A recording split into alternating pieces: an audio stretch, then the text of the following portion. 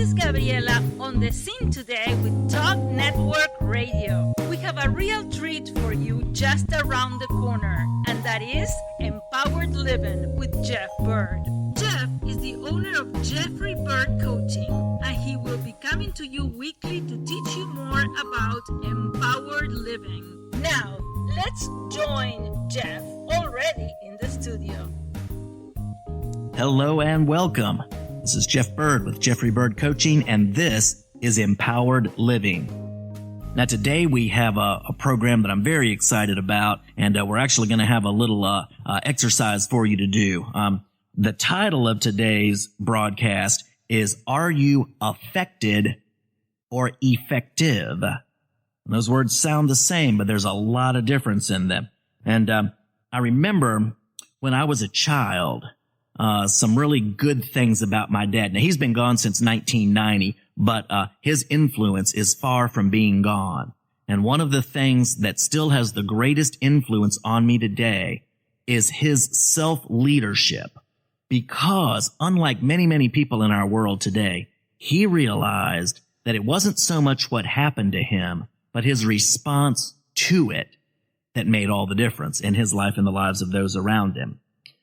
In fact, he had a little book that my mom still has by J. Allen Peterson, and the title of it was Your Reactions Are Showing.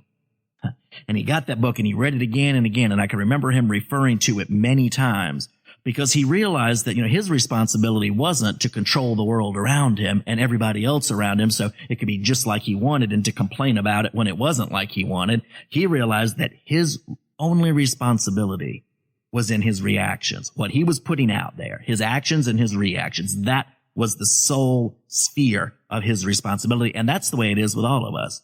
There's so many things in the world we can't control. There's so many things we may not like, but what we can control is our response to it. Chuck Swindoll once said, I am convinced that life is 10% what happens to me and 90% how I react to it. Now, isn't that true? The truth. Your reaction to circumstances and things around you can put you in the White House or it can put you in the big house. It's up to you. But it's like Robert Louis Stevenson said, sooner or later, everyone sits down to a banquet of consequences. And those consequences are all based on what we do. So I doubt that anyone would argue that it's far easier to focus on what's happening to us, whether we like it or not, and who and what we wish we would change than to look at the way we're responding and work on changing ourselves. I was with a large group of seniors recently, and my first meeting with them, I asked them, I said, how many people would like to see change in the world? And every hand in the room went up. And then I asked them to put their hands down, and I said, okay, I want you to get a real clear picture in your mind of what change you would most like to see in the world around you. I said, everybody got it? They all said they did. They nodded. I said, now, how many people were thinking about yourself? Put your hands up. Not one hand went up. Everybody wanted to see everybody else change, but nobody was thinking about changing themselves. Yet, all of the results that we get in life are based on what we do and the changes that we've been willing to make in ourselves. Yet we rarely think about that. So for those who invest the time, the thought, the reflection, the effort that it takes, great rewards await for us in the areas of relationships, influence, our careers, our finances, and just like I told you about my dad, the legacy that we leave behind to those generations who are going to come after us. So here's the exercise. This is a simple, I'm going to give you some pairs of things to help you think through and determine, are you more affected or are you more effective? So here we go. Affected people focus on what has happened to them. Effective people focus on how they respond to what has happened to them. Affected people focus on who and what they want to change. Effective people focus on how they can change. Affected people seek ways to change circumstances. Effective people seek resources to better themselves. Affected people focus on immediate happiness for themselves. Effective people focus on the long-term benefit for everyone involved. Affected people focus on receiving. Effective people focus on becoming. Affected people are concerned with how they are treated by others. Effective people are concerned with how they are treating others. Affected people create secondary issues by the way they respond. Effective people resolve the primary issue of their attitude. Affected people view difficulties as a hindrance to comfort. Effective people view difficulties as an opportunity for growth. Affected people focus on their wants and needs, and effective people focus on the needs of others. Now, I don't know about you, but when I think about that list that I created, that's a little convicting because it shows me, and this is a tool. This is not to condemn ourselves or judge ourselves. This is a tool to reveal ourselves to us so that we can see areas that we can work on growing in and improving in. We'll all likely realize that we are very, very often on that side of being affected. And if you're like me, I'm there a lot more than I would like to admit. It comes quite naturally, whereas becoming effective takes effort and intentionality. As one man very, very truthfully said, I got to the top the hard way, fighting my own laziness and ignorance every step of the way. And boy, isn't that the truth? If it came easy, if good growth and development and results and success came easy, everybody would be doing it. But like it's been said, everything worth doing is uphill all the way. So we're going to take a short break, and then we're going to come back, and I'm going to give a few suggestions that can help us in our transition from being affected to being effective.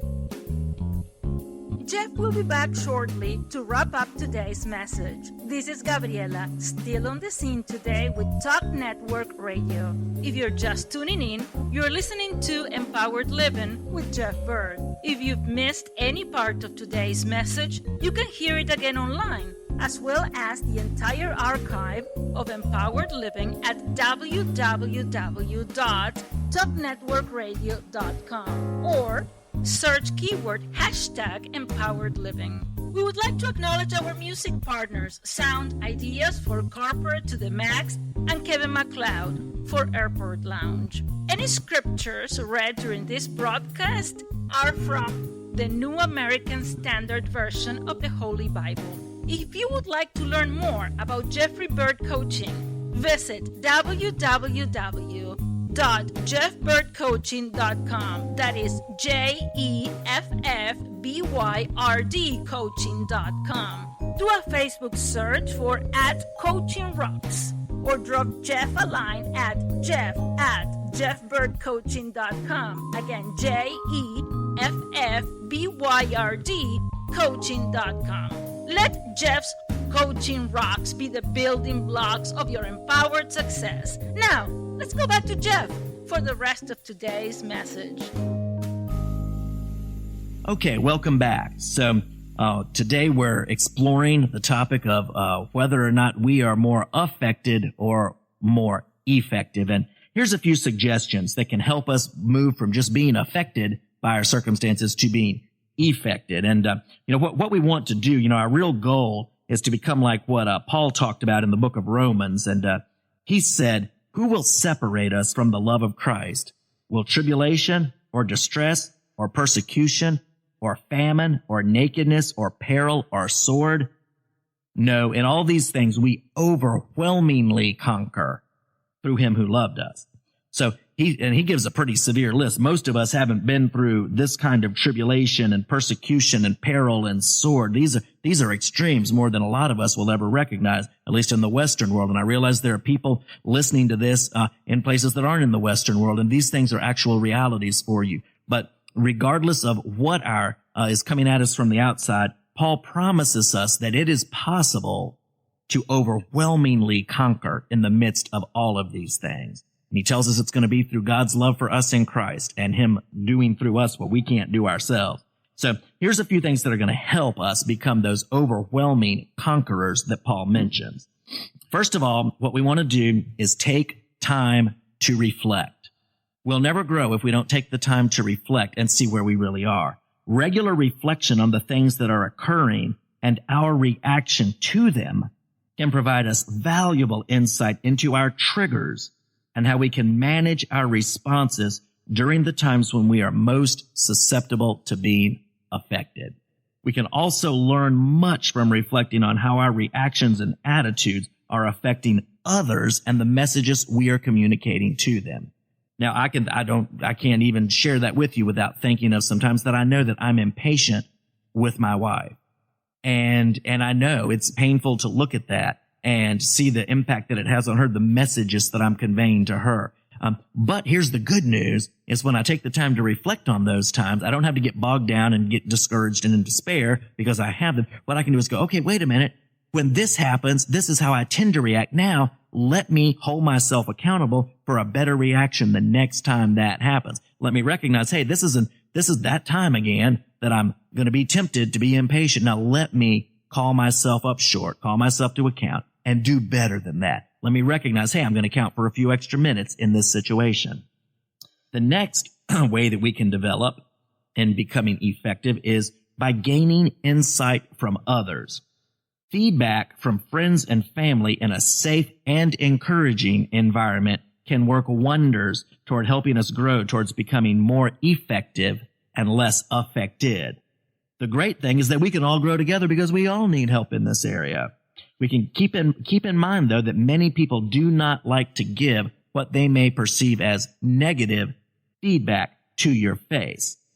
Okay? It's difficult to tell other people the areas that you think they come up short in a healthy and constructive environment. Now, we may talk about them to our coworkers in the parking lot, but talking about them in a healthy way to their face in a way that can help them grow. That's much more difficult. But one of the things we can do is to prime the pump by bringing up an area that we want to grow in. In other words, don't let them have to bring it up first. Let's us bring it up first and then ask them for further insights and feedback that they may have to give us to help us move forward. Say, hey, listen, I realize this is a weak area. I really want to grow in it. What do you see there? What are your thoughts? How might I grow in this area? Or maybe how have you grown in this area? So getting insight from others will help us grow. The next one, the third one is akin to that one, and this is learning from others who are more mature. Often acknowledging a good quality in another and asking for their insight can open the doors to gaining valuable perspective to help in our own journey. Most often when we go to people in that way and say, hey, I noticed you're really good at this, can I just ask you a little bit more about that? Or how did you get so good? Most of the time they are very willing to share their experiences and their learning journey. And, it's been said that a wise man learns from his mistakes. A wiser man learns from other people's mistakes, but the wisest man learns from other people's successes. So let's go to those people who we see being successful and recognize that and acknowledge it and ask for their insights into that success. Fourth, is learning from good role models, filling our minds and hearts with the stories, the struggles, and the triumphs of those who have grown and overcome the difficulties of adversity. Those stories can inspire us to remember that all our choices, even the little ones, have a lasting impact and that we, too, are making a difference every day when we choose the right responses and choose to be effective. Okay, the last one is lifelong learning, making daily growth, not our goals. If you're like me, when you set a goal, it's like you knock yourself out to reach the goal, and then you relax and forget about it. No, we don't want goals. We want lifelong learning and development. So when we make that daily growth our priority, it sets us up each day to find ways to become better than we were yesterday. Over time, this adds up and pays big dividends, like saving a little money each day. And we keep in mind, too, just like Paul said there in that Romans passage, that there is no circumstance of life that we cannot overwhelmingly conquer in through what God's given us and through our intentionality and the help of other people. Thank you so much for tuning in. This is Jeff Byrd with Jeffrey Byrd Coaching. This is Empowered Living. Hope you're having a great day.